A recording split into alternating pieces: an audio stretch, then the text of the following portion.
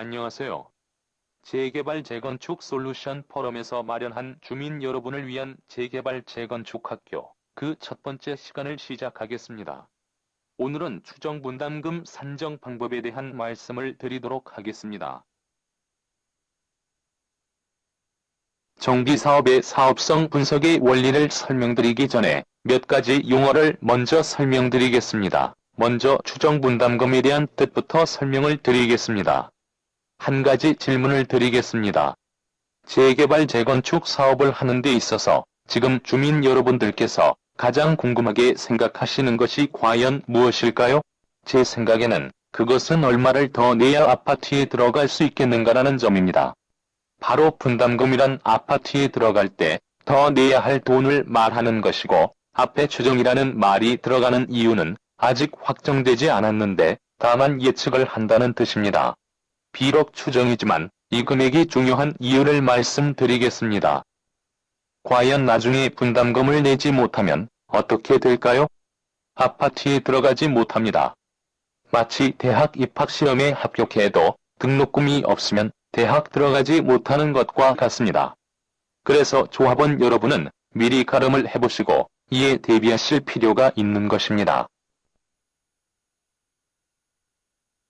다음으로는 분양수입이라는 용어에 대하여 설명드리겠습니다.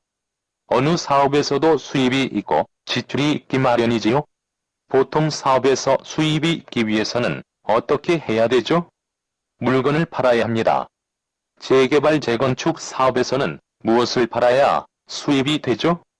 바로 아파트와 상가입니다. 그래서 재개발, 재건축 사업의 수입은 일반 분양 수입, 조합원 분양 수입, 임대주택 분양 수입 그리고 상가 분양 수입 이렇게 이루어집니다.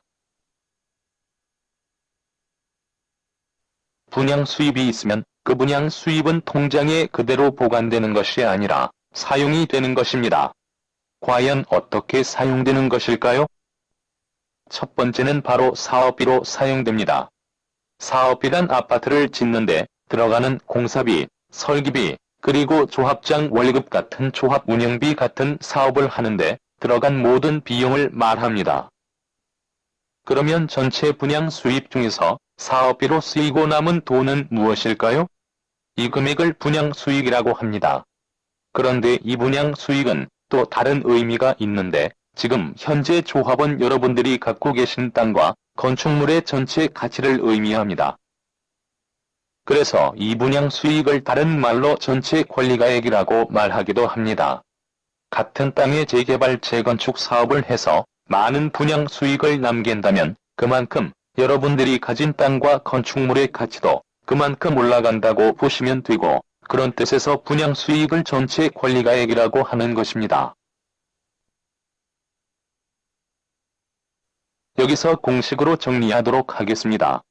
위 그림과 같이 전체 분양 수입에서 전체 사업비를 빼면 그것이 곧 전체 조합원들의 땅과 건물에 대한 가치, 곧 전체 권리가액이 됩니다. 이제는 개인 권리가액과 개인 추정분담금만 구하는 것이 남았습니다. 앞에서 전체 수입에서 전체 사업비를 빼서 전체 권리가액을 구한다고 말씀드렸습니다. 그렇게 해서 전체 권리가액이 만약 100억이 되었다면 그 전체 보상비를 전체 조합원들이 적절히 나누어 가져가야 합니다. 그런데 어떤 방법으로 나누어야 하는가 하는 점이 문제입니다. 만약 전체 보상비가 100억이고 조합원이 10명이라면 똑같이 10억씩 나누면 될까요?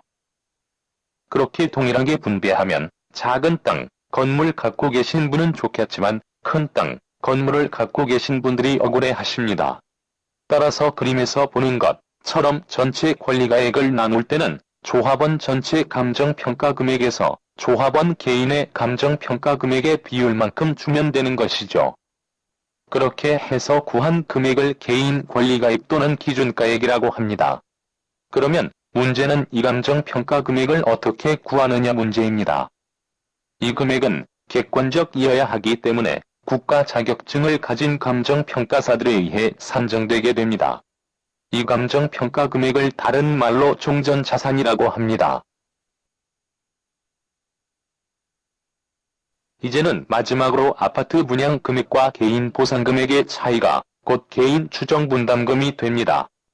여기서 아파트 분양 금액은 주변 시세를 조사해서 결정하면 됩니다. 곧 주변 시세가 1,700만 원이라고 한다면 거기에 입주 희망 평수를 곱하면 아파트 분양 금액이 되고, 이를 다른 말로 종후자산이라고 합니다.